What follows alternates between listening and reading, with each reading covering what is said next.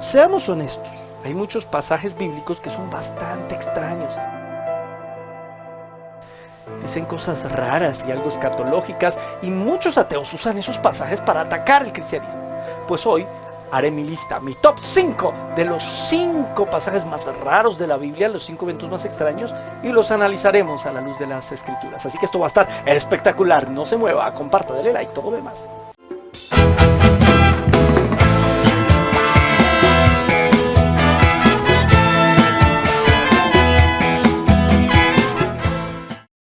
Amigos de Biblia Libre, mi nombre es Edgar Escobar, bienvenidos a este programa. Hoy veremos los 5 pasajes bíblicos más extraños. Comencemos. Quinto, la muerte de los jóvenes que le dijeron calvo a Eliseo. La Biblia dice: después subió de allí a Betel, y mientras subía por el camino, unos muchachos salieron de la ciudad y se burlaban de él, diciéndole: sube calvo, sube calvo. Cuando él miró hacia atrás y los vio, los maldijo en el nombre del Señor. Entonces salieron 2 osas del bosque y despedazaron de ellos a 42 muchachos. De allí Eliseo fue al monte Carmelo y desde allí regresó a Samaria. Segunda de Reyes 2:23 al 25. Sí, hermano, qué cosa tan injusta. ¿Qué Dios puede hacer eso, ah? Los pobres muchachos solamente se estaban, divirtiendo. Le decían calvito, así, era humor. Bien, unos jóvenes salen de la ciudad y comienzan a burlarse del profeta mientras él sube por el camino. Es muy probable que lo estaban siguiendo, gritándole mientras caminaba. Eso es lo que parece decir la gramática hebrea. Además, la burla sobre su calvicie suena a un desafío personal.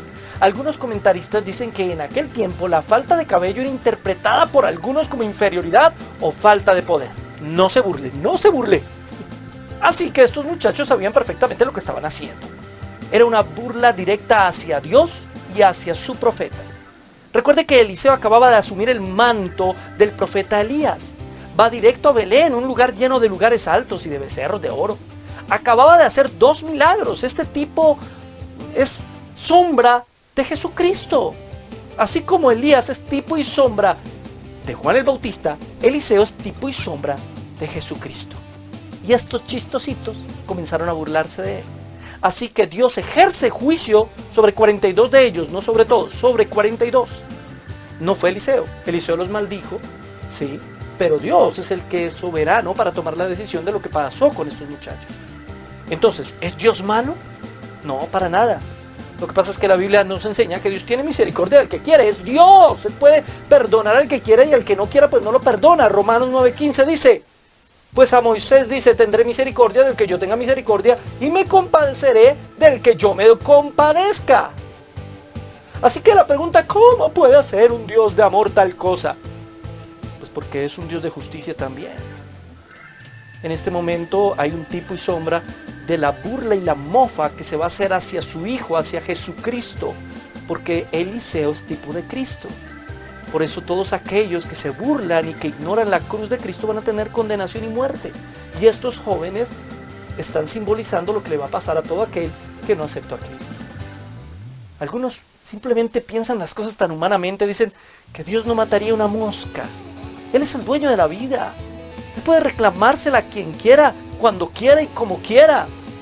Y si fue capaz de sacrificar a su hijo, ¿cómo no sacrificaría a estos muchachos pecadores? Cuarto, la extraña teoría genética de Jacob. En Génesis capítulo 30, versos 35 al 43, nos narra una extraña historia. Labán no quería que Jacob se volviera a su tierra, pues pensaba que perdería la prosperidad que había logrado con él. La propuesta que le hace Jacob a Labán es muy inteligente. Le dice que su salario consistiría en quedarse con todas aquellas ovejas y cabras de color oscuro, pintadas, manchadas, listadas o rayadas. O sea, todas aquellas que no fueran blancas. Labán le dice: bueno, listo, perfecto, no hay problema. Aquel trato le parecía a Labán algo ventajoso para él, pero inmediatamente, va a ser bastante ventajoso, retira del rebaño a todos los animales que no eran blancos por completo y se los da a sus propios hijos. yo pregunto por qué. Entonces el rebaño de Jacob era de solo ovejas blancas. Jacob idea entonces un plan genético bastante astuto, aunque científicamente absolutamente equivocado. Pese a ello, tuvo buen resultado. Colocó varias varas verdes de álamo, avellano y castaño parcialmente descortezadas en los canales de los abrevaderos en los que los animales saciaban su sed. Lo curioso es que, en efecto, al mirar eso, pareciera que los descendientes de estas ovejitas y cabritas nacían listadas, pintadas, rayadas, etc. Aunque sus padres eran totalmente blancos. Algunos ateos juzgan esto y dicen, ¿se dan cuenta? La Biblia es una cantidad de mitos y de cuentos. Eso es imposible, genéticamente era imposible. Y sí, claro, genéticamente, digamos, por ver simplemente este álamo no iban a nacer los ovejitas o los corderitos pintados o rayados. No tiene una explicación científica, pero era una costumbre, era algo que ellos creían, que en el vientre del animalito iba a ser afectado lo que el animalito veía mientras copulaba. Pero no es la Biblia la que está afirmando esto, era una creencia de Jacob. De hecho, Dios confirma que no era como Jacob pensaba. Génesis capítulo 31, verso 10 al 12 dice, y sucedió que al tiempo que las ovejas estaban en celo, alcé yo mis ojos y vi en sueños, y aquí los machos que cubrían a las hembras eran listados, pintados y abigarrados. Y me dijo el ángel de Dios en sueños, Jacob, y yo dije, heme aquí. Y él dijo, alza ahora tus ojos y verás que todos los machos que cubren a las hembras son listados, pintados y abigarrados, porque yo he visto todo lo que Labán te ha hecho. Dios entonces le hace entender que no era porque vieran el álamo que nacían las ovejas manchadas, sino porque hubo en sus ancestros otras ovejas manchadas. En pocas palabras está confirmando la ley genética de Mendel, aquí explicada por el Señor de una manera maravillosa. Puede que los dos padres, los dos ovejitas fueran blanquitas, pero en el pasado sus ancestros habían manchados, abigarrados, etc. Así que, curioso, esta manera de hacer nacer a las ovejas distintas. 3. El levita y la concubina. Esta es una historia terrible. Jueces capítulo 19, versículo 22 al 30 nos narra la historia de una concubina que abandonó a un levita por alguna razón que posiblemente haya sido la infidelidad, pero si era una concubina y no se casaba con ella, quiere decir que el levita tenía otra esposa. Sin embargo, el levita va a buscarla porque ella lo había abandonado y se había ido a vivir con su padre. Allí con su padre él pasa unos días tomando, hablando, etcétera, etcétera, etcétera. Pecado de glotonería y bebida. Luego se van de ahí, van a pasar a otro lugar, pasan por la ciudad de Jebús. Así es, Jebús es bíblico. ¿Lo ven? Yo tenía razón. Que era la ciudad de los jebuseos, luego Jerusalén. Y dicen, no, allá no nos quedemos porque ellos no son hijos de Dios, no son del pueblo nuestro. Así que van a buscar a su pueblo. Allá no les dieron hospitalidad, se quedaron ahí viviendo, durmiendo en la calle, hasta que un hombre pasa y les da hospitalidad y llega y los lleva a su casa, a este levita, a su mujer y a un criado que iba con ellos. Y de repente comienzan unos hombres a golpear a la puerta, a decir, queremos tener relaciones sexuales con esos hombres que tienes ahí. Ya se puso fea la cosa. Pero se va a poner mucho peor, porque el hombre dice, bueno, aquí tenemos dos mujeres, si quieren las sacamos, incluida mi hija, y abusen de ellas como quieran. Y no quería ir a Jebús, que porque no eran de su pueblo y que eran muy corrompidos. Entonces la Biblia indica que este levita cogió a su concubina a la fuerza, la sacó y permitió que abusaran de ella estos hombres toda la noche. Imagínense usted este acto tan vil. Al amanecer, este levita abre y encuentra a su mujer arrastrada casi hasta la puerta de la casa. Estaba intentando arrastrarse y buscar a su, esposo, que le diera protección, y este hombre no le importó, no fue capaz de dar su vida por ella. Todo esto nos muestra y nos evidencia que aunque él le hablaba con palabras bonitas, realmente su corazón estaba muy lejos de amarla y la dejó ultrajar y dejó que la mataran. Así que este hombre intentó que despertara, ya estaba muerta, la subió a su burro y se fue. Pero la historia no termina ahí, falta lo peor. ¿Hay algo peor? El hombre toma a su mujer y la descuartiza en 12 partes, según cada coyuntura. Qué cosa tan impresionante. Toma cada pedazo del cuerpo de su concubina y lo reparte por las 12 tribus para armar una guerra. Básicamente comienza una guerra por todo esto. Dato perturbador. Y algunos dicen, ¿cómo puede pasar algo tan espantoso en la Biblia, tan horrible? violación, glotonería, infidelidad, bebida, depravación sexual, brutalidad, desmembramiento. ¡Qué historia tan horrible! Y sí, la historia es horrible, pero es real. Es que si la Biblia fuera simplemente un cuento o historias de cuentos bonitos, no habrían historias como estas. Esto es lo que pasa en un mundo corrompido y lleno de pecado. Lo que nos está mostrando la Biblia en este capítulo es precisamente el nivel de depravación al cual había llegado el pueblo de Dios. Como cuando el hombre se aleja de Dios es capaz de hacer cosas deplorables y espantosas. 2. Los prepucios de David. Eso sí sonó raro, hermano. Primer libro de Samuel, en el capítulo 18, verso 25 al 27, pasa algo bastante interesante. David acababa de vencer a Goliat. Ya lo había derrotado, así que él tenía el derecho de casarse con la hija del rey. Sin embargo, Saúl pues no estaba muy convencido del asunto, así que el tipo fue bastante exigente. Como David no tenía cómo presentar una dote por su hija, le pidió una dote bastante fácil. Bueno, la dote que te voy a pedir, querido David, es que me traigas 100 prepucios de los incircuncisos filisteos. ¿Qué? ¿Qué? ¿Se imagina usted eso para conseguir esposa? Mira, mi amor, te traje unos prepucios. No había flores en el camino. ¡Uy, papito, me encanta! Algunos que están en contra de la palabra de Dios y que no la entienden muy bien y que no entienden este pasaje, dicen que esto es algo absurdo, que Dios tiene algo con esto de los prepucios. Pero realmente lo que está sucediendo aquí es que Saúl está poniéndole una prueba que él pensó que David no pasaría. Para quitarle 100 prepucios a los filisteos, tenía evidentemente que matar 100 filisteos. Así que el tipo dijo, no, este tipo se va a morir, ¿cómo va a matar 100 filisteos? Yo voy a mi destino y voy a ganar. ¿Y por qué lo puso a llevar los prepucios? Pues porque era más fácil que llevar las cabezas. Es decir, si le llevo una uña, si le llevo un dedo, no necesariamente está muerto. Pero si le llevo los prepucios, el tipo se murió. O sea, un hombre generalmente no se deja quitar un prepucio en una batalla. Se lo aseguro. Así que todo esto fue planeado por Saúl para, bueno, aprovecharse de David y definitivamente hacer que lo mataran. Sin embargo, David llevó 200 prepucios. Imagínese la bolsa de prepucios. ¿Lo logró? ¿Lo logré? Lo logró. Lo logró, señor. Lo logré. Lo logró. Lo logré. Y alguien puede decir, pues qué brutalidad, ¿no? Que era el hombre conforme al corazón de Dios. ¿Cómo Dios puede permitir que mate a tantas personas? Tengan en cuenta algo, estamos hablando de personas no elegidas para salvación, de filisteos incircuncisos, enemigos completos de Dios. Estos hombres eran enemigos del Señor.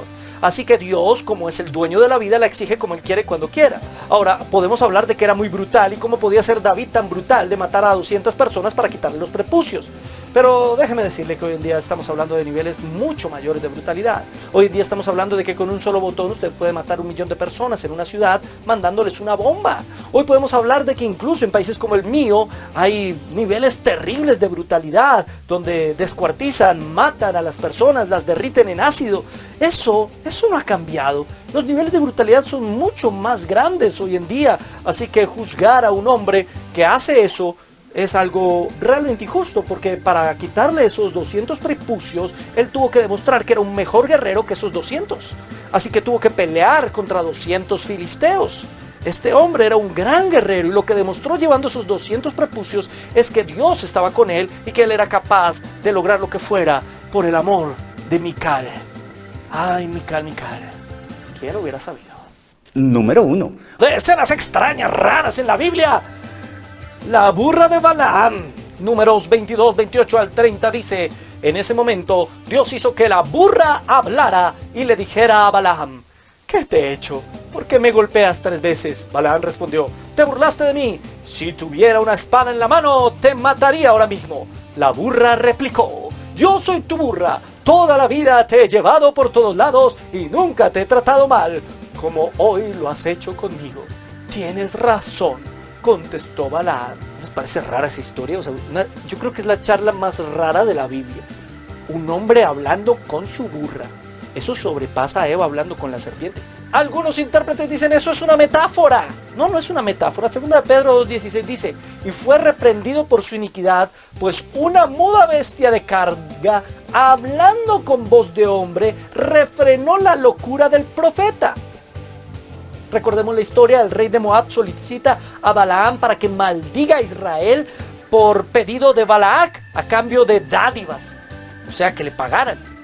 Balaam no era judío, era oriundo de una ciudad llamada Petor, que está junto a un río, según Números 22:5. Fue profeta solo en el sentido de que Dios lo usó como tal, pero Moisés aclara que este hombre realmente era un adivino, Números 22:7. Fueron los ancianos de Moab y los ancianos de Madián con las dádivas de adivinación en su mano y llegaron a Balaam y le dijeron las palabras de Balaam. También lo reafirma Josué en el capítulo 13, verso 22. También mataron a espada los hijos de Israel a Balaam, el adivino hijo de Beor, entre los demás que mataron. Judas 11 dice: ay de ellos, porque han seguido el camino de Caín y se lanzaron por lucro en el error de Balaam y perecieron en la contradicción de Coré. En pocas palabras, Balaam cobraba por su trabajo de adivinación. Esa era la doctrina de Balaam que nos habla Apocalipsis 2:14 en el mensaje a Pérgamo, además de ofrecer sacrificios a los ídolos y todo eso. Entonces sabemos que Balaam no era un profeta de Dios. Sin embargo, Dios va a obligar a Balaam, o va a presionar a Balaam, o va a usarlo como él define hacerlo. Y en medio del viaje de Balaam con su burra a buscar a Balac, cuando Dios le había dicho en un sueño que fuera, pero no porque era voluntad de Dios que fuera, sino porque, bueno, este hombre impío quería hacer una impiedad, así que Dios le dice: bueno, vaya, como diciendo, espérese y verá lo que le espera. Sabemos que en ocasiones Dios dice no a las oraciones de su pueblo, porque los ama, pero también algunas veces Dios dice sí a los deseos de los impíos, porque Él va a juzgarlos, y eso era lo que le iba a pasar a Balaam. Así que Balaam va, el asna ve el ángel del Señor, que no es más que una teofanía. Algunos teóricos y teólogos dicen que era Cristo mismo, y de hecho podemos confirmarlo porque Balaam se postra de rodillas ante él y él lo permite. Y llega, y el asna primero se va, cambia de camino, luego se va hacia un lado en un camino muy estrecho y presiona la pierna de Balaam contra la roca, y en una tercera oportunidad deja de caminar y se tira al piso. Así que Balaam le pega 3 veces, y ahí es cuando el asna habla, porque no todos los burros son tan burros. ¡Oigan! ¡Puedo volar! ¡Puede volar! ¡Puede volar! ¡Puede hablar! Así es, Tom. Lo que me parece curioso de la historia es que Balaam parecía no estar impresionado porque el asna le hablara, que llevaran una conversación inteligente y coherente. Faltó que le dijera: bueno, asna, ¿y qué me cuentas? ¿Qué más de tu vida? ¿Tienes hijos, asna? No, o sea, eso es extraño, eso es una cosa bastante rara. Dios muestra aquí que todos, un falso profeta o incluso un asna, terminarán haciendo su voluntad. Si Balaam no habla la palabra de Dios, la burra lo hará. Este hombre Balaam no era un profeta de Dios. Balaam era un adivino. La burra no era un ser humano, no tenía pensamiento, ni razón, ni tampoco por qué hablar, pero milagrosamente Dios lo permite solamente para que Balaam y nosotros entendamos que Dios hace lo que quiere, con quien quiere, cuando quiere y cómo quiere. Dios es soberano. Lucas 19:40 dice: Él respondiendo les dijo: os digo que si estos callaran, las piedras clamarían. Si es necesario que las piedras hablen, Dios puede hacer hablar a una piedra. ¿Cómo pudo hacer hablar a un burro? ¿Cómo pudo hacer hablar a Balaam? ¿Cómo puede hacer hablar a falsos profetas que aun cuando lo que digan no sea correcto, en el solo hecho que utilicen a veces la palabra de Dios, esa palabra llega a su corazón y puede transformarlo? ¿Por qué? ¿Porque Dios usó a este falso profeta o el otro falso profeta? No, Dios usó su palabra, y aún los falsos profetas se someten a la voluntad que Dios tiene. Todo en Dios tiene un sentido. Bueno, si usted tiene más escenas extrañas, póngalas aquí en la caja de comentarios, coméntenos. Si tiene la interpretación, también escríbala ahí. Si tiene alguna escena o algún pasaje bíblico que quisiera que le pudiésemos interpretar, póngalo acá en la caja de comentarios. Y recuerden que este domingo tenemos en nuestro canal Biblia Libre la prédica, y el martes video y el viernes video. Y suscríbase, denle like, comparta con todos sus amigos en todas sus redes sociales. Y nos vemos la próxima semana, la próxima vez, no sé cuándo, aquí en Biblia Libre.